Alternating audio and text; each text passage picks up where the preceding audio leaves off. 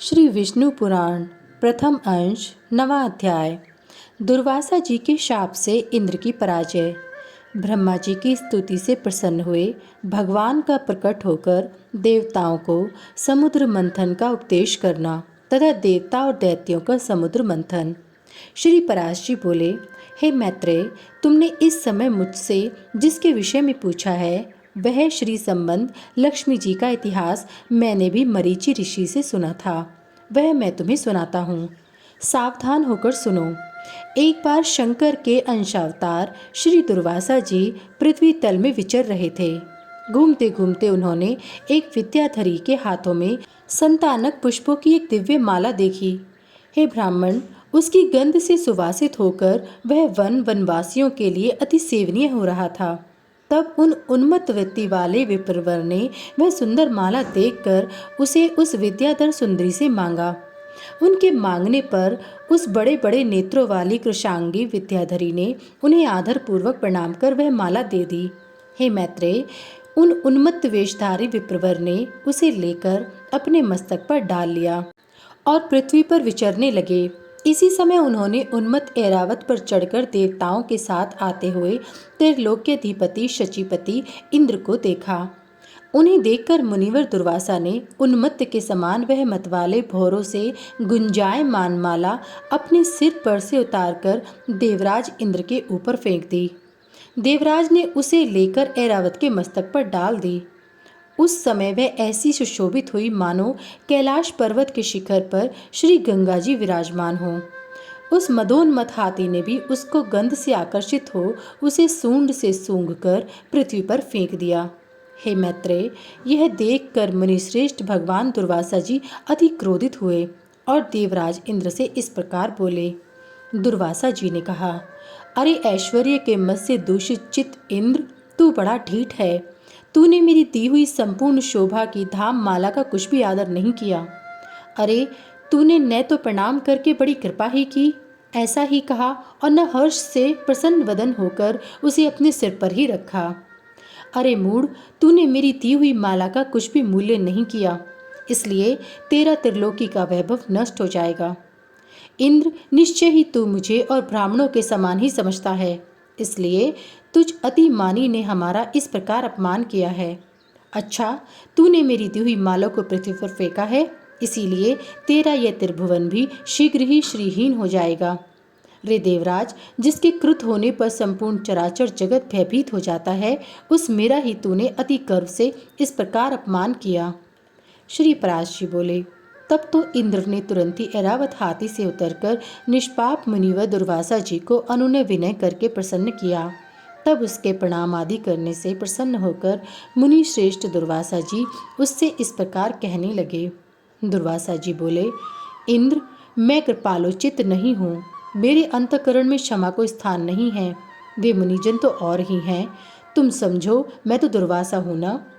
गौतम आदि अन्य मुनिजनों ने व्यर्थ ही तुझे इतना मुंह लगा लिया है, पर याद रख, मुझ दुर्वासा का सर्वस्व तो क्षमा न करना ही है। दया मूर्ति वशिष्ठ आदि के बढ़ बढ़कर स्तुति करने से तू इतना गर्वीला हो गया कि आज मेरा भी अपमान करने चला है। अरे, आज त्रिलोकी में ऐसा कौन है जो मेरे पे ज्वलित जटा कलाप और टेढ़ी भ्रुकुटियों को देखकर भयभीत ना हो जाए। रे शतकृतो, तू बारंबार अनुनय विनय करने का ढोंग क्यों करता है? तेरे इस कहने सुनने से क्या होगा, मैं क्षमा नहीं कर सकता। श्री पराशर बोले, हे ब्राह्मण, इस प्रकार कहकर वे विप्रवर वहां से चल दिए और इंद्र भी ऐरावत पर चढ़कर अमरावती को चले गए। हे मैत्रेय, तभी से इंद्र के सहित तीनों लोग वृक्ष लता आदि के क्षीण हो जाने से श्रीहीन और नष्ट भ्रष्ट होने लगे। तब से यज्ञों का होना बंद हो गया, तपस्वियों ने तप करना छोड़ दिया तथा लोगों का दान आदि धर्मों में चित्त नहीं रहा। हे द्विजोत्तम, संपूर्ण लोग लोभ आदि के वशीभूत हो जाने से सत्व शून्य सामर्थ्यहीन हो गए और तुच्छ वस्तुओं के लिए भी लालायित रहने लगे। जहाँ सत्व होता है वहीं लक्ष्मी रहती हैं और सत्व भी लक्ष्मी का ही साथी है। श्रीहीनों में भला सत्व कहाँ, और बिना सत्व के गुण कैसे ठहर सकते हैं? बिना गुणों के पुरुष में बल, शौर्य आदि सभी का अभाव हो जाता है और निर्बल तथा अशक्त पुरुष सभी से अपमानित होता है। अपमानित होने पर प्रतिष्ठित पुरुष की बुद्धि बिगड़ जाती है।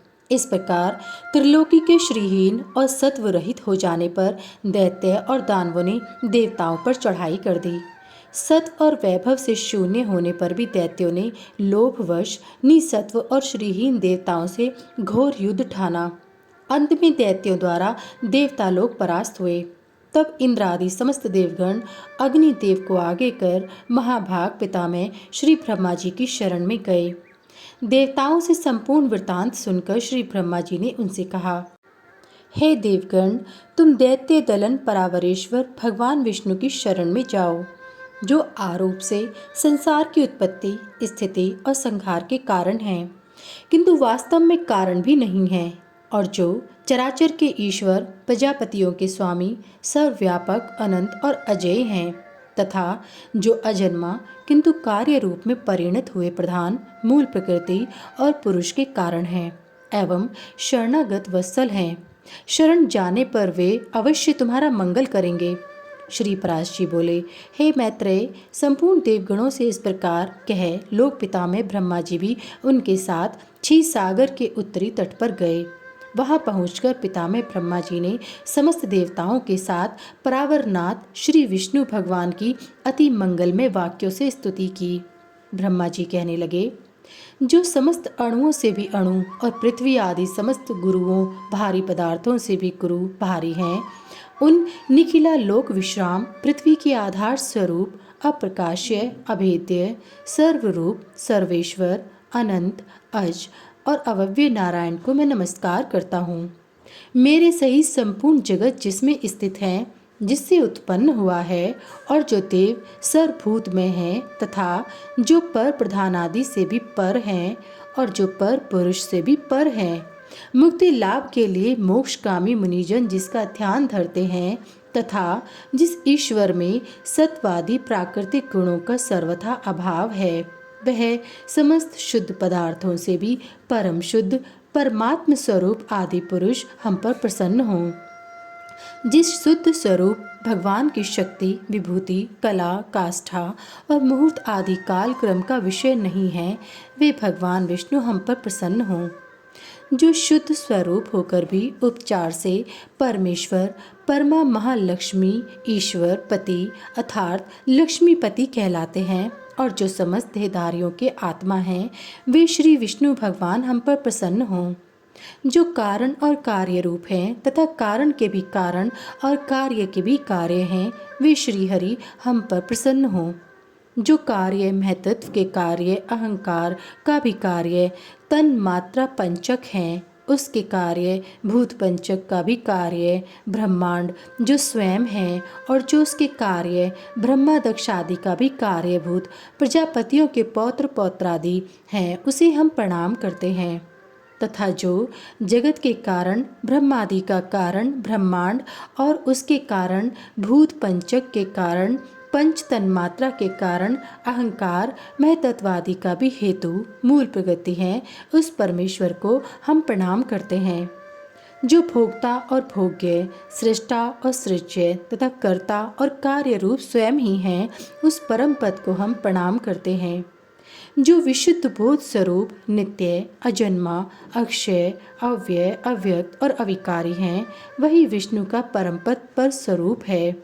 जो न स्थूल है, न सूक्ष्म है, और न किसी अन्य विशेषण का विषय है, वही भगवान विष्णु का नित्य निर्मल परम पद है, हम उसको प्रणाम करते हैं।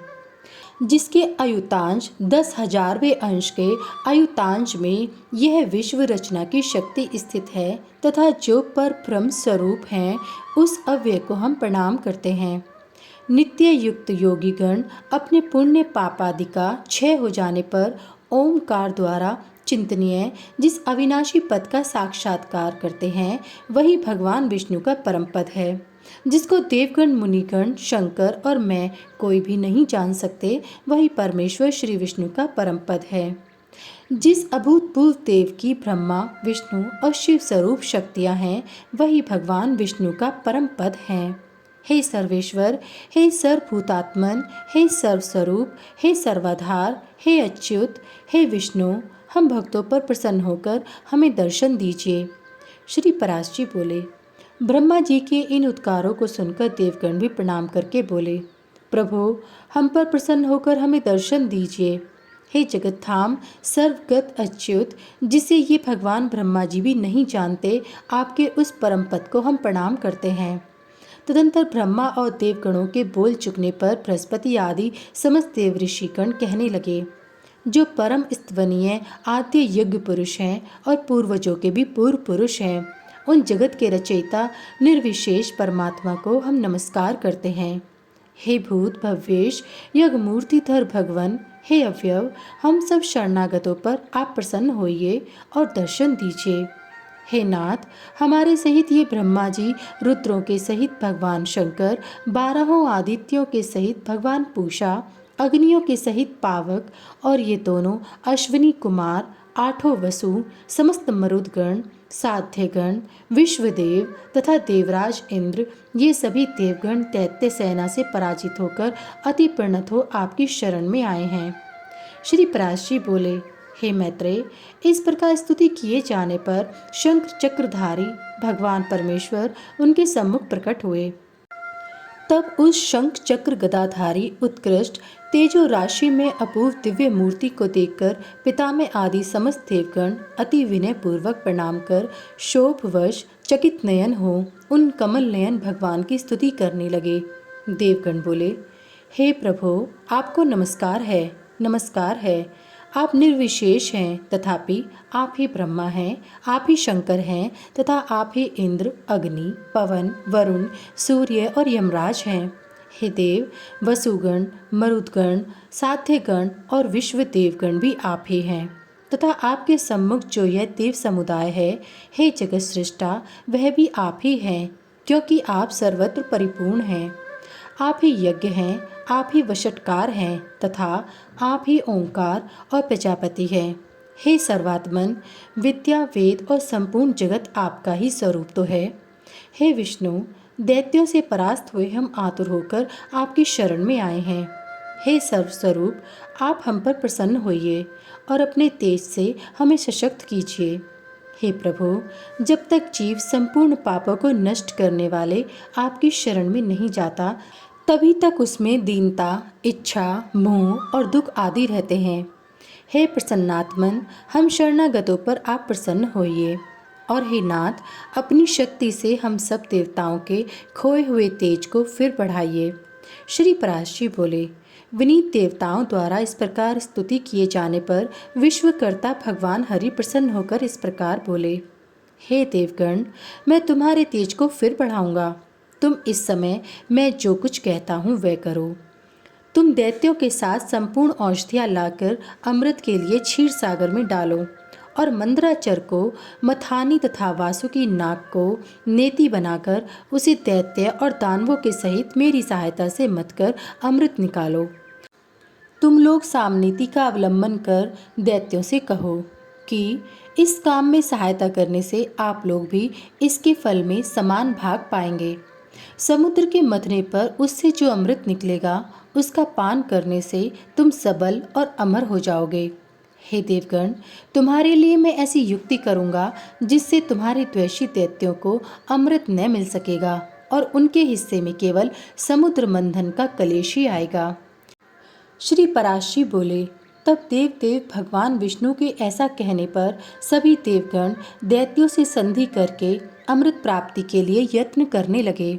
हे मैत्रेय, देव, दानव और दैत्यों ने नाना प्रकार की औषधियाँ लाकर उन्हें शरद ऋतु के आकाश की सी निर्मल कांति वाले क्षीर सागर के जल में डाला और मंदराचल को मथानी तथा वासुकी नाग को नेति बनाकर बड़े वेग से अमृत मथना आरंभ किया। भगवान ने जिस ओर वासुकी की पूंछ थी उस ओर देवताओं को तथा जिस ओर मुख था उधर दैत्यों को नियुक्त किया। महातेजस्वी वासुकी के मुख से निकलते हुए निश्वास अग्नि से झुलसकर सभी दैत्यगण निस्तेज हो गए और उसी श्वास वायु से विक्षिप्त हुए मेघों की पूंछ की ओर बरसते रहने से देवताओं की शक्ति बढ़ती गई। हे महामुनि, भगवान स्वयं कूर्म रूप धारण कर क्षीर सागर में घूमते हुए मंद्राचल के आधार हुए, और वे ही चक्र गदाधर भगवान अपने एक अन्य रूप से देवताओं में और एक रूप से दैत्यों में मिलकर नागराज को खींचने लगे। तथा हे मैत्रेय, एक अन्य विशाल रूप से जो देवता और दैत्यों को दिखाई नहीं देता था, श्री केशव ने ऊपर से पर्वत को दबा रखा था। भगवान श्री हरि अपने तेज से नागराज वासुकी में बल का संचार करते थे और अपने अन्य तेज से वे देवताओं का बल बढ़ा रहे थे। इस प्रकार देवता और दानवों द्वारा क्षीर समुद्र के मथे जाने पर पहले हवि यज्ञ सामग्री की आश्रय रूपा सुरपूजिता कामधेनु उत्पन्न हुई। हे महामुनि, उस समय देव और दानवगण अति आनंदित हुए और उसकी ओर चित्त खींच जाने से उनकी टकटकी बंध गई। फिर स्वर्गलोक में यह क्या है, यह क्या है, इस प्रकार चिंता करते हुए सिद्धों के समक्ष मद से घूमते हुए नेत्रों वाली वारुणी देवी प्रकट हुईं और पुनः मंथन करने पर उस क्षीर सागर से अपनी गंध से त्रिलोकी को सुगंधित करने वाला तथा सुर सुंदरियों का आनंदवर्धक कल्प वृक्ष उत्पन्न हुआ। हे मैत्रेय, तत्पश्चात क्षीर सागर से रूप और उदारता आदि गुणों से युक्त अति अद्भुत अप्सराएं प्रकट हुईं। फिर चंद्रमा प्रकट हुआ, जिसे महादेव जी ने ग्रहण कर लिया। इसी प्रकार क्षीर सागर से उत्पन्न हुए विष को नागों ने ग्रहण किया। फिर श्वेत वस्त्रधारी साक्षात भगवान धन्वंतरी जी अमृत से भरा कमंडलू लिए प्रकट हुए। हे मैत्रेय, उस समय मुनिगण के सहित समस्त दैत्य और दानवगण स्वस्थ चित्त होकर अति प्रसन्न हुए। उसके पश्चात विकसित कमल पर विराजमान स्फुटिक कांतिमयी श्री लक्ष्मी देवी हाथों में कमल पुष्प धारण किए क्षीर समुद्र से प्रकट हुईं। उस समय महर्षिगण अति प्रसन्नतापूर्वक श्री सूक्त द्वारा उनकी स्तुति करने लगे तथा विश्वावसु आदि गंधर्वगण उनके सम्मुख गान और घृताची आदि अप्सराएं नृत्य करने लगीं। उन्हें अपने जल से स्नान कराने के लिए गंगा आदि नदियां स्वयं उपस्थित हुईं और दिग्गजों ने सुवर्ण कलशों से भरे हुए उनके निर्मल जल से सर्वलोक महेश्वरी श्री लक्ष्मी देवी को स्नान कराया। क्षीर सागर ने मूर्तिमान होकर उन्हें विकसित कमल पुष्पों की माला दी तथा विश्वकर्मा ने उनके अंग प्रत्यंग में विविध आभूषण पहनाए।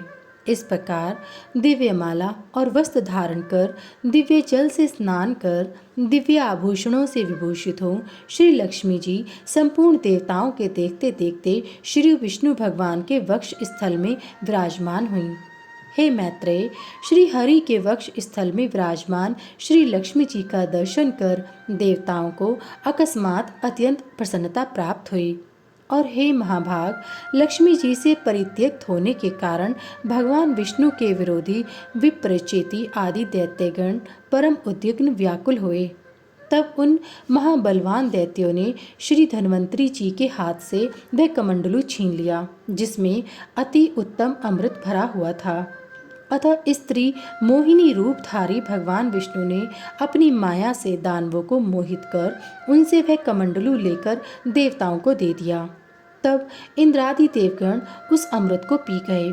इससे दैत्य लोग अति तीखे खड़ग आदि शस्त्रों से सुसज्जित हो उनके ऊपर टूट पड़े, किंतु अमृत पान के कारण बलवान हुए देवताओं द्वारा मारी काटी जाकर दैत्यों की संपूर्ण सेना दिशा विदिशाओं में भाग गई और कुछ पाताल लोक में भी चली गई। फिर देवगण प्रसन्नतापूर्वक शंख चक्र गदा धारी भगवान को प्रणाम कर पहले के ही समान स्वर्ग का शासन करने लगे। हे मुनिश्रेष्ठ, उस समय से प्रखर तेजो युक्त भगवान सूर्य अपने मार्ग से तथा अन्य तारागण भी अपने अपने मार्ग से चलने लगे। सुंदर दीप्तिशाली भगवान अग्निदेव अत्यंत प्रज्वलित हो उठे और उसी समय से समस्त प्राणियों की धर्म में प्रवृत्ति हो गई। हे द्विजोत्तम, त्रिलोकी श्री संपन्न हो गई और देवताओं में श्रेष्ठ इंद्र भी पुनः श्रीमान हो गए। तदंतर इंद्र ने स्वर्गलोक में जाकर फिर से देवराज्य पर अधिकार पाया और राज सिंहासन पर आरूढ़ हो पद्महस्ता श्री लक्ष्मी जी की इस प्रकार स्तुति की। इंद्र बोले, संपूर्ण लोकों की जननी, विकसित कमल के सदृश नेत्रों वाली, भगवान विष्णु के वक्ष स्थल में विराजमान कमलोद्भवा श्री लक्ष्मी देवी को नमस्कार करता हूँ। कमल ही जिनका निवास स्थान है, कमल ही जिनके कर कमलों में सुशोभित है तथा कमल दल के समान ही जिनके नेत्र हैं, उन कमला मुखी कमला नाभ प्रिया श्री कमला देवी की मैं वंदना करता हूँ। हे देवी, तुम सिद्धि हो, स्वधा हो, स्वाहा हो, सुधा हो और त्रिलोकी को पवित्र करने वाली हो तथा तुम ही संध्या, रात्रि, प्रभा, विभूति, मेधा, श्रद्धा और सरस्वती हो। हे शोभने, यज्ञ विद्या, कर्म कांड, महाविद्या, उपासना और गुह्य विद्या, इंद्रजाल तुम ही हो तथा हे देवी, तुम ही मुक्ति फलदायिनी आत्मविद्या हो। हे देवी, आन्वीक्षिकी, तर्क विद्या, वेदत्रयी, वात्रा, शिल्प, वाणिज्य आदि और दंड नीति, राजनीति भी तुम ही हो। तुम्ही ने अपने शांत और उग्र रूपों से यह समस्त संसार व्याप्त किया हुआ है। हे देवी, तुम्हारे बिना और ऐसी कौन स्त्री है जो देव देव भगवान गदाधर के योग जन चिंतित सर्व यज्ञ में शरीर का आश्रय पा सके। हे देवी, तुम्हारे छोड़ देने पर संपूर्ण त्रिलोकी नष्ट प्राय हो गई थी, अब तुम्ही ने उसे पुनः जीवन दान दिया है। हे महाभागे, स्त्री, पुत्र, गृह, धन, धान्य तथा सुहृद ये सब सदा आप ही के दृष्टिपात से मनुष्यों को मिलते हैं। हे देवी, तुम्हारी कृपा दृष्टि के पात्र पुरुषों के लिए शारीरिक आरोग्य, ऐश्वर्य, शत्रु पक्ष का नाश और सुख आदि कुछ भी दुर्लभ नहीं है। तुम संपूर्ण लोकों की माता हो और देव देव भगवान हरि पिता हैं। हे मात, तुमसे और श्री विष्णु भगवान से यह सकल चराचर जगत व्याप्त है। हे सर्व पाविनी मातेश्वरी, हमारे कोष खजाना, गोष्ठ, पशुशाला, गृह, भोग सामग्री, शरीर और स्त्री आदि को आप कभी न त्यागें, अर्थात इनमें भरपूर रहें। आई विष्णु वक्ष स्थल निवासिनी, हमारे पुत्र, सुहृद, पशु और भूषण आदि को आप कभी न छोड़ें। हे अम्ले, जिन मनुष्यों को तुम छोड़ देती हो उन्हें सत्व, मानसिक बल, सत्य, शौच और शील आदि गुण भी शीघ्र ही त्याग देते हैं और तुम्हारी कृपा दृष्टि होने पर तो गुणहीन पुरुष भी शीघ्र ही शील आदि संपूर्ण गुण और कुलीनता तथा ऐश्वर्य आदि से संपन्न हो जाते हैं। हे देवी, जिस पर तुम्हारी कृपा दृष्टि है वही प्रशंसनीय है, वही गुणी है, वही धन्य भाग है, वही कुलीन और बुद्धिमान है तथा वही शूरवीर और पराक्रमी है। हे विष्णु प्रिय, हे जगतजननी, तुम जिससे विमुख हो उसके तो शील आदि सभी गुण तुरंत अवगुण रूप हो जाते हैं। हे देवी, तुम्हारे गुणों का वर्णन करने में तो श्री ब्रह्मा जी की रचना भी समर्थ नहीं है, फिर मैं क्या कर सकता हूँ। अतः हे कमल नयने, अब मुझ पर प्रसन्न हो और मुझे कभी न छोड़ो। श्री पराशर जी बोले, हे द्विज, इस प्रकार सम्यक स्तुति किए जाने पर सर्वभूत स्थिता श्री लक्ष्मी जी सब देवताओं के सुनते हुए इंद्र से इस प्रकार बोली। श्री लक्ष्मी जी बोली, हे देवेश्वर इंद्र, मैं तेरे इस शोध से अति प्रसन्न हूँ। तुझको जो अभीष्ट हो वही वर मांग ले, मैं तुझे वर देने के लिए ही यहाँ आई हूँ। इंद्र बोले, हे देवी, यदि आप वर देना चाहती हैं और मैं भी यदि वर पाने योग्य हूँ तो मुझको पहला वर तो यही दीजिए कि आप इस त्रिलोकी का कभी त्याग न करें। हे समुद्र संभवे, दूसरा वर मुझे यह दीजिए कि जो कोई आपकी इस स्तोत्र से स्तुति करे उसे आप कभी न त्यागें। श्री लक्ष्मी जी बोली, हे देवश्रेष्ठ इंद्र, मैं अब इस त्रिलोकी को कभी न छोड़ूंगी। तेरे श्रोत्र से प्रसन्न होकर मैं तुझे ये वर देती हूँ तथा जो कोई मनुष्य प्रातःकाल और शाम काल के समय इस श्रोत्र से मेरी स्तुति करेगा उससे भी मैं कभी विमुख न होंगी। श्री पराशर जी बोले, हे मैत्रेय, इस प्रकार पूर्व काल में महाभागा श्री लक्ष्मी जी ने देवराज की श्रोत्र रूप आराधना से संतुष्ट होकर उन्हें ये वर दिए। लक्ष्मी जी पहले भृगु जी के द्वारा ख्याति नामक स्त्री से उत्पन्न हुई थी, फिर अमृत मंथन के समय देव और दानवों के प्रयत्न से वे समुद्र से प्रकट हुई। इस प्रकार संसार के स्वामी देवादिदेव श्री विष्णु भगवान जब जब अवतार धारण करते हैं तभी लक्ष्मी जी उनके साथ रहती हैं।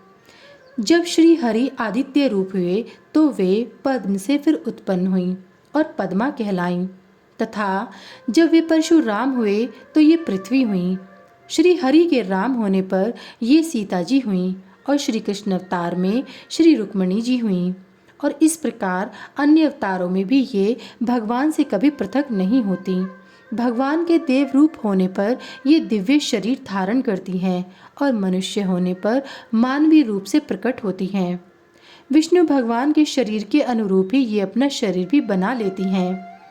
जो मनुष्य लक्ष्मी जी के जन्म की इस कथा को सुनेगा अथवा पढ़ेगा, उसके घर में वर्तमान, आगामी और भूत तीनों कुलों के रहते हुए कभी लक्ष्मी का नाश न होगा। हे मुने, जिन घरों में लक्ष्मी जी के स्तोत्र का पाठ होता है उनमें कलह की आधारभूता दरिद्रता कभी नहीं ठहर सकती। हे ब्राह्मण, तुमने जो मुझसे पूछा था कि पहले भृगु जी की पुत्री होकर फिर लक्ष्मी जी क्षीर समुद्र से कैसे उत्पन्न हुई, सो मैंने तुमसे यह वृत्तांत कह दिया। इस प्रकार इंद्र के मुख से प्रकट हुई यह लक्ष्मी जी की स्तुति सकल विभूतियों की प्राप्ति का कारण है। जो लोग इसका नित्य प्रति पाठ करेंगे उनके घर में निर्धनता कभी नहीं रह सकेगी। इति श्री विष्णु पुराणे नवमोऽध्याय समाप्त।